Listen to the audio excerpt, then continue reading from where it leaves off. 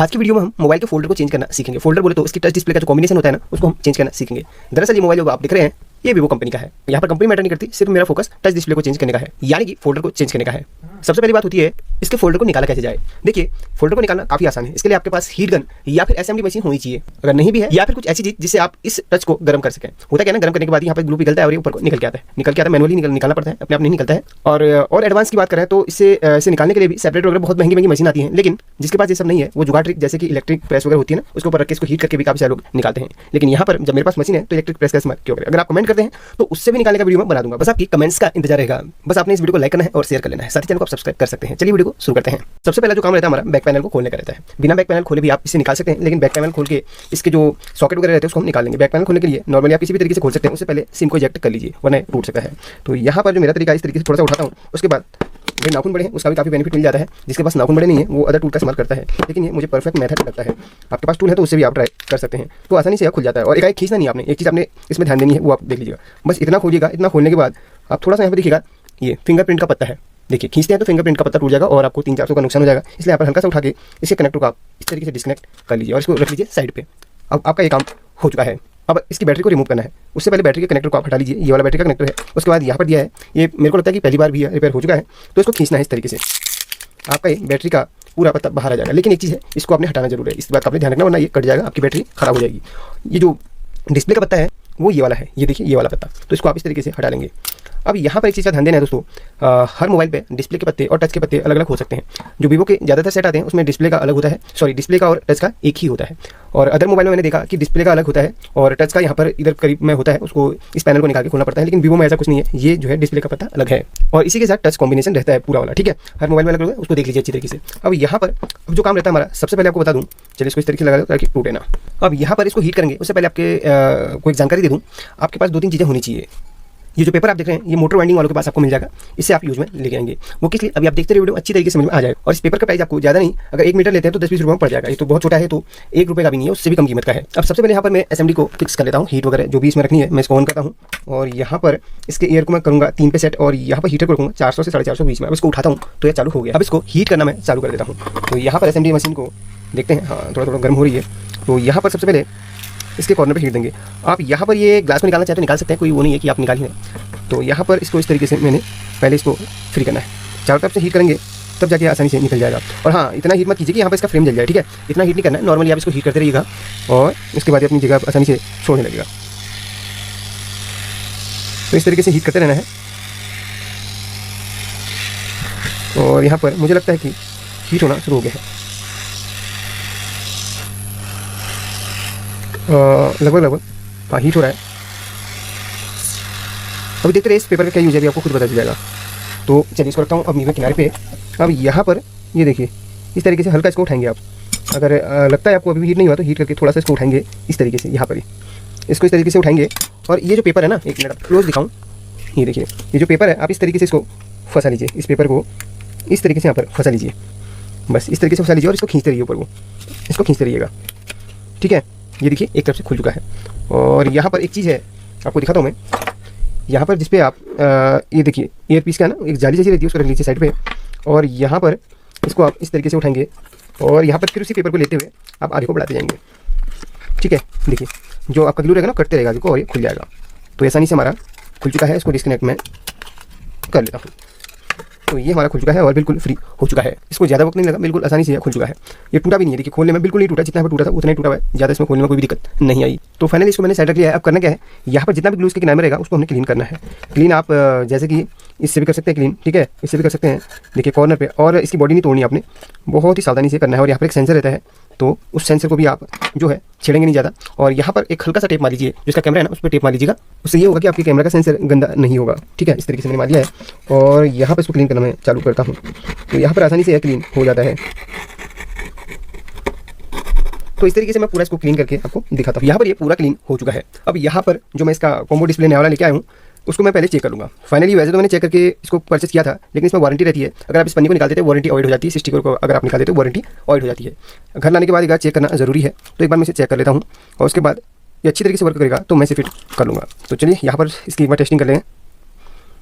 तो यहाँ पर बैटरी भी कनेक्ट कर ली है, तो चलिए मैं इसको ऑन कर लेता हूँ।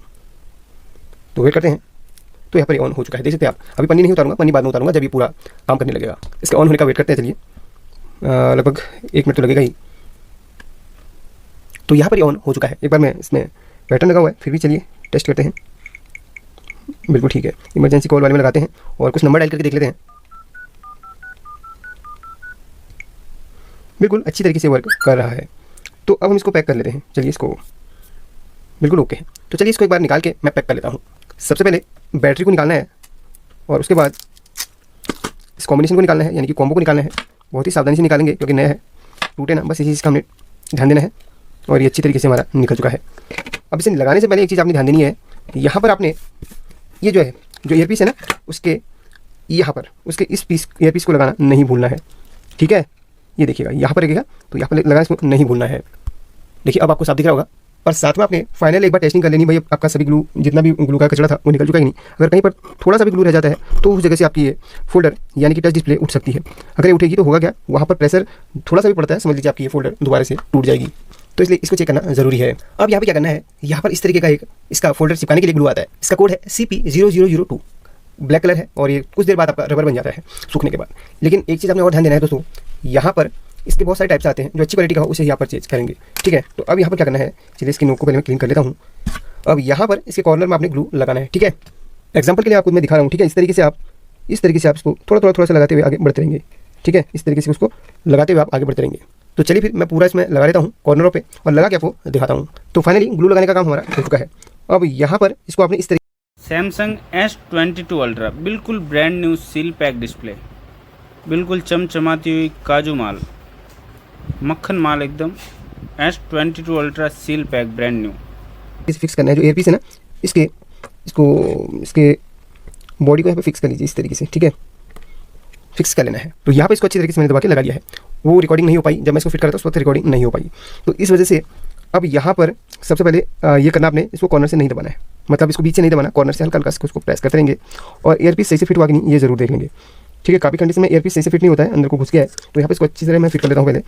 तो सबसे पहले इसको मैं हल्का सा ऊपर उठाऊंगा, ठीक है। इसको हल्का सा मैं ऊपर उठाऊंगा और फिर एयरपीस को मैं यहाँ पर अच्छी तरीके से फिट करूँगा। यहाँ पर अभी चिपका नहीं है तो हल्का सा इसको हम ऊपर उठा सकते हैं, कोई दिक्कत नहीं है। चिपकने के बाद फिर आपने दोबारा से खोलना पड़ सकता है, ठीक है। तो यहाँ पर इस तरीके से उठाएंगे और यहाँ पर उसी पेपर को मैं फंसा लेता हूँ एक बार, थोड़ा सा ऐसे। अब यहाँ पर सबसे पहले एयरपीस को मैं फिट करूँगा। एयरपीस को थोड़ा सा यहाँ को मैंने धकेलना है इस तरीके से। तो अब देखिए, अब फिट हो चुका है। बस इतना सा इसमें काम करना होता है और आपका ये फिट हो चुका है। देख लीजिए, कहीं पर से उठानी है, ये जरूर देखना आपने। तो अब यहाँ पर इसको मैं लगा देता हूँ इसके कनेक्टर को। अब यहाँ पर इसको प्रेस कर लेंगे और बैटरी को फिट कर लेते हैं। चलिए बैटरी को फिट करने के लिए जो इसकी पन्नी है, जो हमने फोटो खिंचाई थी, उसको हम फिर से इस तरीके से लगा लेते हैं, ठीक है। अच्छी तरीके से बैटरी आपने कनेक्ट करनी है। चलिए अभी ऑन नहीं करेंगे, ऑन बाद में करेंगे इसको। फिलहाल यहाँ पर जो हमने काम करना है, इसको हमने अच्छी तरीके से बैंड से इसको कवर कर लेना है। तो इस टाइप से जो बैंड होते हैं वो आप इस तरीके से लगा देंगे और इसको अच्छी तरीके से आप कवर कर लेंगे। ऐसा होता है ना, बैंड लगाने से आपका फोल्डर अच्छी तरीके से अपनी जगह पर बैठ जाएगा और उसके बाद लगभग आधे 1 घंटे बाद जब चिपक जाएगा, उसके बाद हम इस बैंड को खोलेंगे। तो इस तरीके से एक ही जगह पे और एक नीचे और एक सेंटर में 1-2 ऐसे करके मैं लगा लेता हूँ। तो मैंने इसे अच्छी तरीके से कवर कर लिया है। लगभग आधे 1 घंटे से छोड़ूंगा, उसके बाद मैं बैंड वगैरह निकाल के इसमें इसकी जो ढक्कन वगैरह है वो लगा के अच्छी तरीके से इसको ग्लास वगैरह लगा के पैक करके डिलीवर कर दूंगा। तो लगभग 1 घंटा हो चुका है। अब यहाँ पर ये बिल्कुल अच्छी तरीके से फिक्स हो चुकी है। तो सारे के सारे बैंड हमने निकाल लेने हैं। अब यहाँ पर सारे के सारे बैंड निकालूँ, उसके बाद मैं यहाँ पर एक एक करके आपको बताऊँगा कि कैसे आप इसके फालतू के ग्लू को क्लीन कर सकते हैं, जो एक्स्ट्रा बात है, ठीक है। तो चलिए मैं जल्दी से बैंड निकाल लेता हूँ। अब यहाँ पर फालतू जो भी आपको ग्लू लग रहा है ना, उसको आप इस तरीके से उंगली से रगड़ के निकाल सकते हैं। यहाँ पर थोड़ा सा स्टोन भी लगा सकते हैं, उससे आपका ग्लू अच्छी तरीके से क्लीन हो जाएगा। तो इस तरीके से आप इसको निकाल लीजिए। तो जल्दी से इसको पन्नी को भी उतारना नहीं है, हमने इसमें ग्लास लगाना है, वरना इसमें धूल वगैरह लग जाएगी। पन्नी को उसी समय हमने निकालना है। तो यहाँ पर ये क्लीन हो चुका है। अब यहाँ पर इसमें टेम्पर्ड ग्लास यूज़ करेंगे। 2-3 टाइप के आते हैं, एंटी ब्लू आता है और एक नॉर्मल आता है। एंटी ब्लू वाला यूज़ करेंगे, मेरे पास काफ़ी सारे हैं। तो यहाँ पर ये एंटी ब्लू, चलिए चेक करते हैं इसके साइज़ का, लगभग 150-200 के ऊपर पड़े हुए हैं। तो एक तो आता है नॉर्मल एंटी ब्लू, एक आता है काफ़ी हार्ड वाला। तो यहाँ पर ये बिल्कुल फिट आ रहा है, इसी के साइज़ का है, बिल्कुल ये फिट आ रहा है। तो चलिए इसी को हमें फिक्स करना है। तो सबसे पहले इसकी पन्नी को हम पहले उतार लेंगे। उससे पहले यहाँ पर जो ग्लास है ना, उसकी पन्नी को हम उतार के रख लेते हैं, ग्लास को रेडी कर लेते हैं। और अब यहाँ पे इसकी पन्नी उतारेंगे, धीरे धीरे से इसकी पन्नी उतार के हम इसको कर लेते हैं, ठीक है। और ग्लास को रखते हैं अभी साइड पे, ठीक है। ये हमारी पन्नी उतर चुकी है। अब यहाँ पर इस तरीके से ग्लास को रख लीजिए एक जगह पे और धीरे धीरे इसको अप्लाई कर लीजिए। और कॉर्नर जरूर देखना आपने, कॉर्नर बिल्कुल समान होनी चाहिए, कहीं पे फालतू एक्स्ट्रा नहीं जाना चाहिए। तो इस तरीके से प्रेस कीजिए और ग्लास अपने आप अप्लाई हो जाएगा। तो फाइनली ग्लास भी अप्लाई हो चुका है, जैसे कि आप देख सकते हैं। बिल्कुल अच्छी तरीके से। हो सकता है कहीं पे थोड़ा सा उठाओ तो वहाँ पर आप थोड़ा सा दबा लेंगे तो बिल्कुल वहाँ पर ओके हो जाएगा। एंटी ब्लू है, बिल्कुल ज़बरदस्त वाला यहाँ पर यूज हुआ है। अब यहाँ पर इसके बैक पैनल को लगा देता हूँ, उसके बाद मैं डिवाइस को ऑन कर लूँगा। बैक पैनल को लगाने के लिए उससे पहले यहाँ पर फिंगरप्रिंट का जो आपको सेंसर मिलता है ना, सॉरी सेंसर का जो आपको कनेक्टर मिलता है ना, उसको आप इसलिए भी कनेक्ट कर लेंगे। तो चलिए फिर इसको मैं यहाँ पर लगा देता हूँ इसके बैक कवर को। बिल्कुल रेडी है, तो अब ऑन कर लिया जाए। तो ये ऑन हो चुका है, इसका मतलब हमारा काम सक्सेसफुल हो चुका है। वीडियो पसंद आई तो लाइक करके शेयर जरूर कर लीजिएगा। आपको फाइनल इसको टेस्ट वगैरह करके दिखा देता हूँ, ठीक है। वैसे तो इसमें पैटर्न वगैरह लगा हुआ है, पिन वगैरह लगी हुई है, फिर भी आपको टेस्ट करके दिखा दूंगा। वेट करते इसके ऑन होने का, लगभग इसको 1 मिनट लग ही जाता है।